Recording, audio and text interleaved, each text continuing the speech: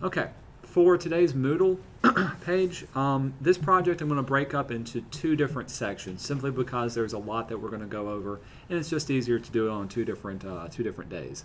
So whatever we do today, if you don't finish it, don't worry, we'll finish it up next class period this week. Next week is when we're going to have the test on Photoshop. Just like the other test, I'm going to give you a review. I'm going to tell you what all is going to be on it so you won't go into it blind, and you'll have some time to prepare for that. So for today, you're going to, what I passed out was the book cover instructions part 1. You're going to need to download the Ode text. This is a text document. You'll also need the Eclipse JPEG, Moon 2, and the geography text.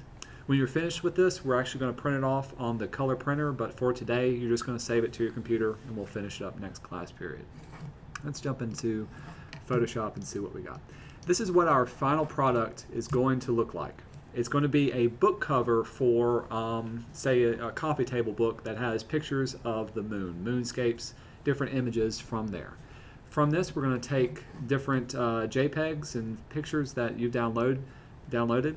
In Photoshop, you're going to set up a document to be a specific size, and we're going to use text to add some text to the image, and we're also going to learn how to add the guidelines to your document to make sure everything lines up just perfectly from there. So this is what we're working towards for today. Let's close these out. So I've downloaded everything. I've got my moon, my eclipse, my text documents, and if you want to download the PDF will be in color. The images that I ran off for you, sometimes they just don't pick up very well on the copy machine, but this will give you a fuller color image on what we're going to do. If you look on the front page, very first page, there's towards the middle, it says make a, quote, spine for the book by drawing guides at 8 inches and 8.75 inches. This is incorrect. You're actually going to make 4 different guides. So the 4 numbers that I want you to write down is 8.125, 8.125, so that's 8 1/8. The second is 8.625, so that's 5/8, 8.625. The third is 9.375, 9.375, and the fourth is 9.837.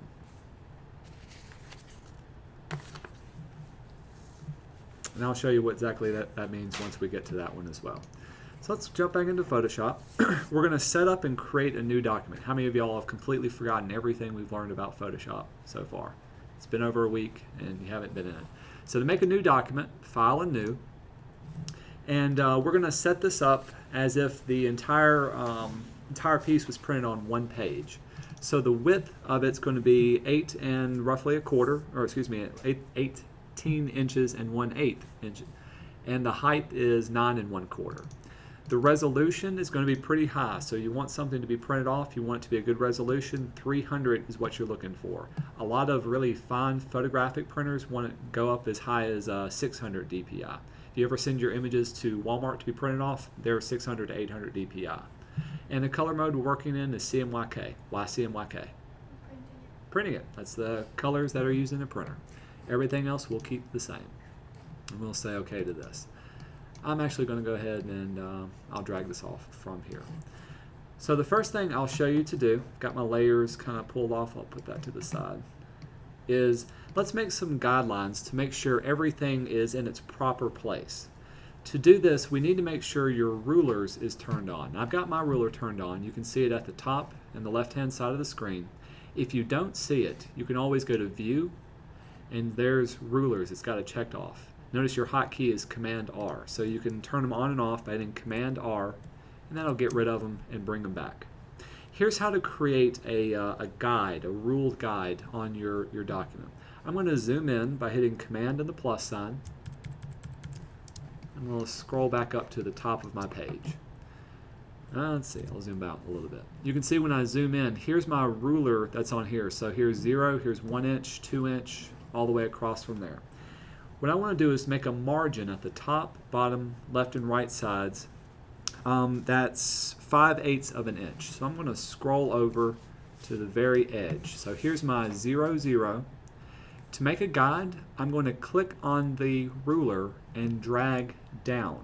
And 5/8 of an inch is this little mark right here. So as I drag down, you can see it brings out a little line, and I'm going to line it up right there at 5/8 of an inch. When I let go, by default, the guidelines are this light blue that's on there. Let's do the same thing for the vertical one. Click on the ruler and drag out, and 5/8 of an inch is right here. Perfect. So now I'm going to zoom back out, Command 0, a guideline going across and the top and the side of my document. Let's do the same thing on this side. Now notice that, I'm going to zoom in on this area, it doesn't quite end up evenly, 5/8 of an inch from 18. It's actually 1/8 of an inch, a little bit longer. So it'd be helpful if I could move my ruler and reposition the 0 point right here at the edge. Here's how you can do that.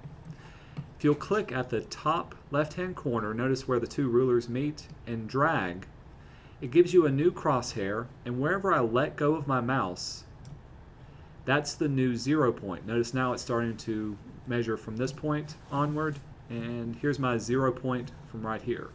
So I can do the same thing on this side, clicking and dragging it over all the way to the edge of my document. There we go. So now you can see there's the 0, there's 1, 2, 3, and all I have to do is find 5/8 of an inch on this side, which is right there from there. Does that make sense? All good? Do the same thing for the bottom. Click on the corner, drag it down. I'm going to bring it down to the very bottom edge. I really don't care about the vertical, I'm really looking at the horizontal. So now it's going to start at the 0, and there's 5/8 right there. So clicking on the ruler, drag it down, there's 5/8 of an inch, just eyeballing it. So when I zoom back out, Command 0, you can see I've got my margins set up on all sides. Pretty cool. Really easy, something fun to do. Oh, phone's blowing up. Okay. To help you out, oh, one more thing. I've still got my ruler reset to this bottom edge. To reset it back to normal, to have the 0 point at the top right-hand or left-hand corner, simply double-click on the top left-hand corner, and that'll reset your ruler back up to there. Real easy to do that way. Now let's say I wanted to tell the computer a specific point to dial this in, and this is where I got you all to write down the correct vertical and horizontal guides.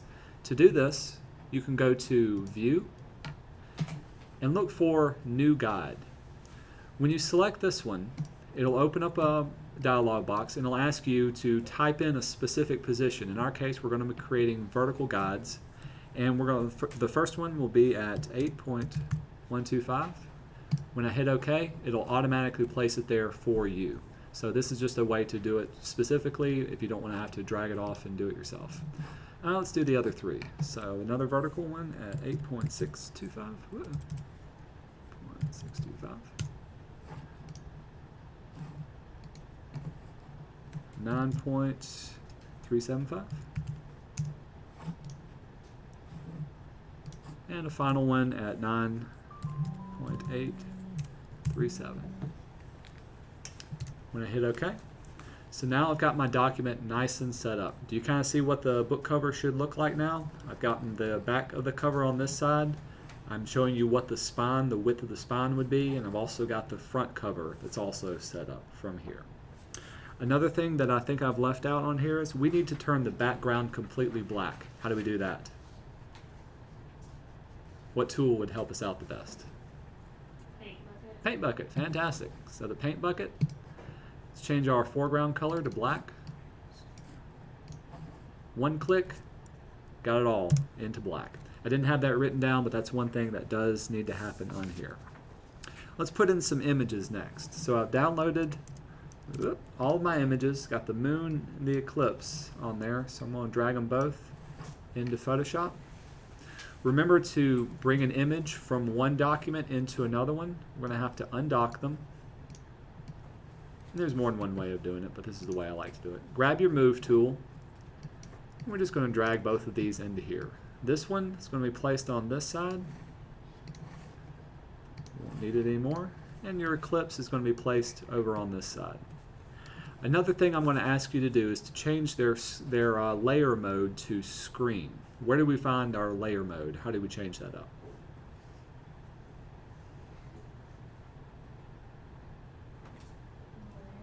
Layers box, fantastic. I'm seeing if y'all are awake. Make sure y'all remember this. Look in your layers. Notice it's at normal. This is where we can find screen from here. Oh, excuse me, lighten. Lighten's the one I want. Kind of does the same thing. We'll do the same thing for each of the two different pictures that we put on there. It won't look like it's any different, but once we start putting other things on there, you'll see the difference once it comes up. So now we've got it practically set up. Next thing we need to do is to start adding some text to what we're going to create. From here, we need to have open a specific palette, and this is our text palette. There's really two different ones that kind of allow you to do different things. To find your text editing palette, go to Window, look for Character, and there's also one called Paragraph, but the main one we're going to deal with is Character. Everything you want to do with type in Photoshop can be found within the Characters palette. So remember in InDesign, you wanted to change the type of font or the size of it or the leading or the tracking. You can all do it from the Characters palette that's here. I'll drag it off just so we can see it. There we go. Let's add a title to our book cover that we're working on. With this one, we're going to use the text tool. Text tool or the type tool, as you can probably figure out, is the one with the big T. Select it, and I'm going to type out the word.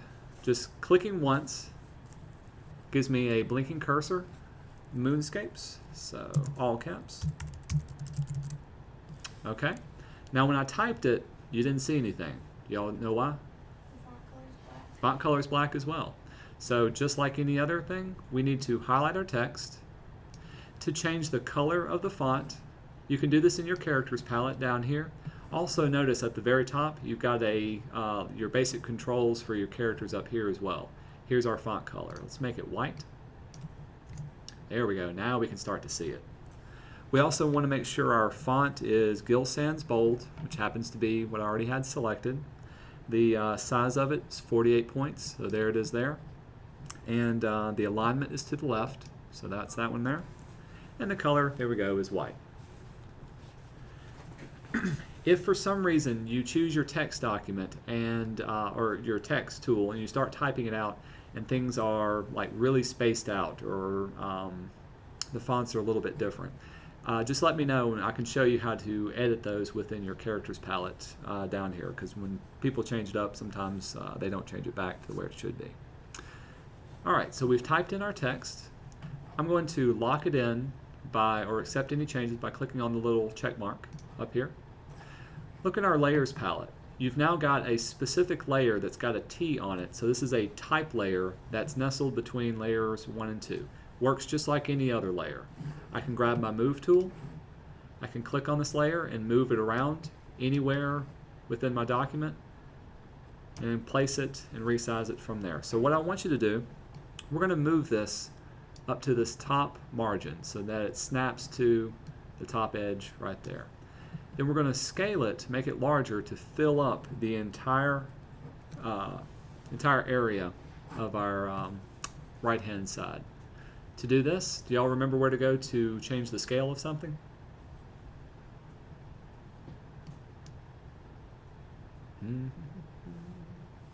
Okay, if not, you can always go to Edit, Transform, and there's Scale.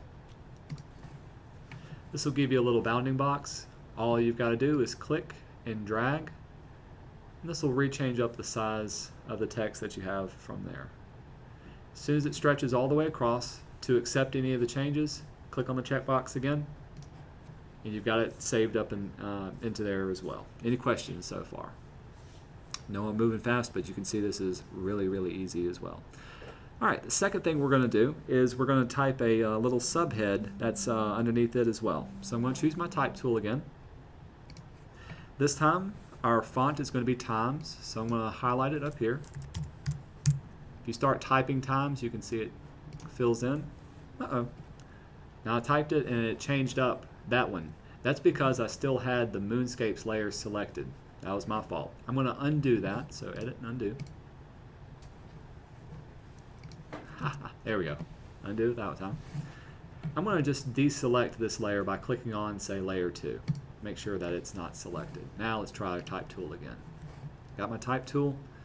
I can always click the down arrow and try to find times, or I can just highlight that, start typing times. I've got it in there now.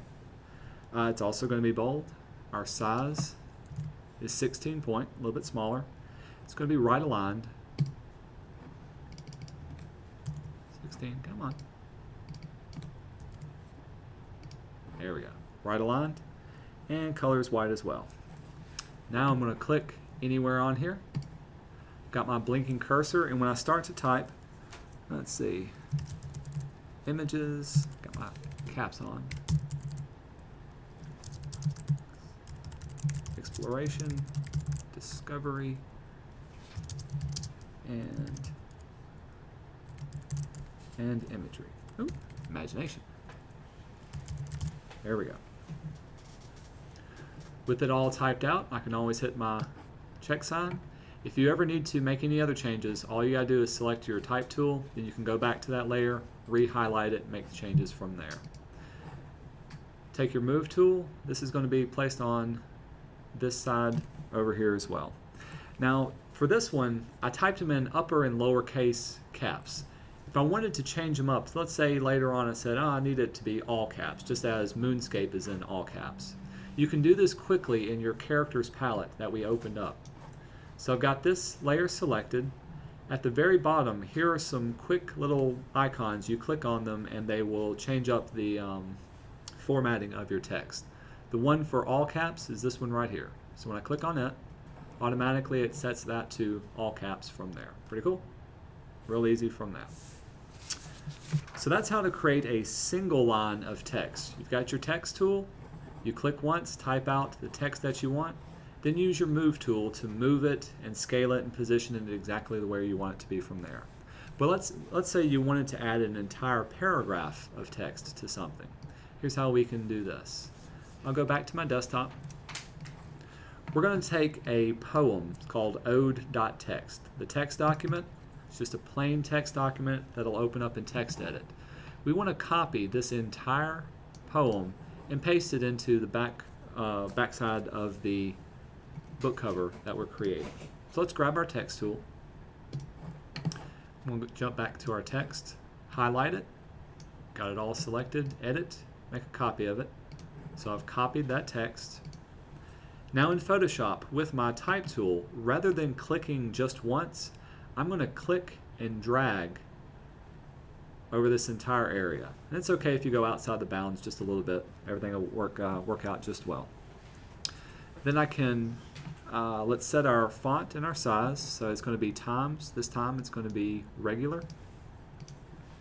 The font size is going to be 10 point. So 10 point. We want it to be center alignment. Color is still going to be white. And be sure that the all caps style is not selected. Notice that I still have all caps selected. If I was to paste anything in now, it would all be in all caps. So I'm going to undo that one and take it off.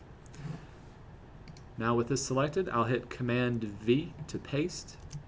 And I've pasted in the poem that I'm working in. Let me see if I can zoom in so we can see what we're working with. Aha! Notice that when I did this, it pasted in my poem, but my lines from one line to another are massively spaced out. Do y'all remember what it's called, the spacing between one line and the next? We learned this in InDesign.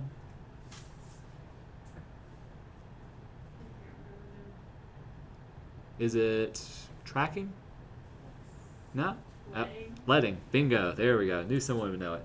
Leading is the space between one line and the next. So what I need to do is adjust the leading.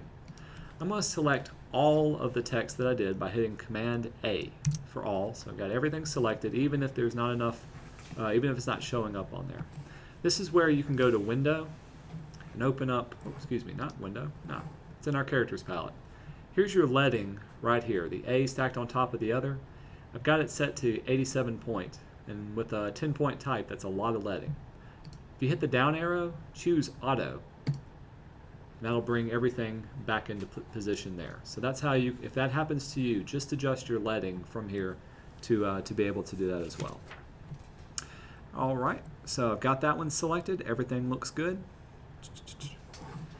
You may need to adjust the size of your text box that you're working in. So if, for some reason when you clicked and dragged and the text box wasn't big enough, you can always hover your mouse over any one of these buttons. May take just a second, see if it'll work. Come on.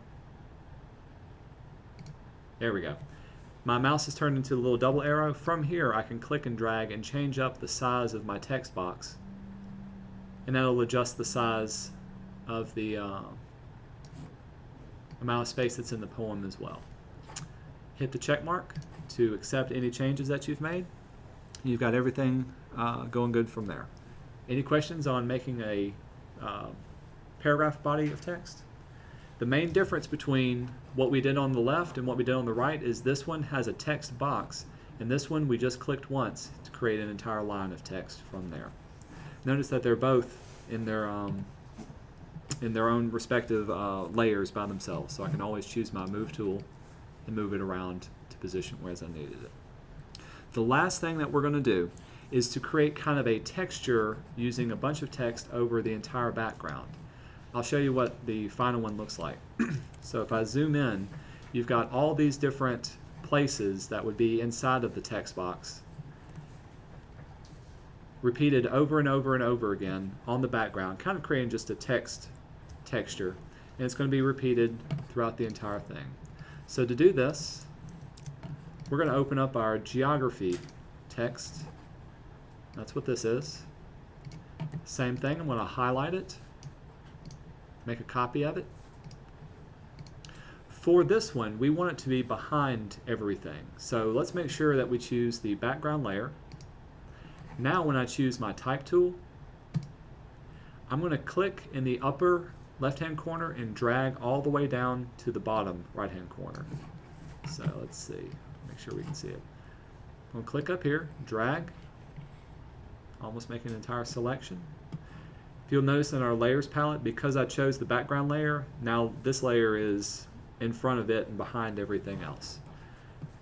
Now all I have to do is hit Command V to paste, and it will paste all of the text, and I'm hitting it multiple times, so it will fill out the entire thing.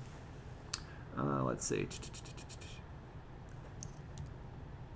Several times until it fills all the way up from here. Now I didn't do the formatting that I should have done on it, so I'm going to select all again, Command A, and then I can go back and type in the text options that it should have been. So Gill Sands, regular, 12 point. There's 12 point. Alignment's going to be left. All good. Color is also going to be white.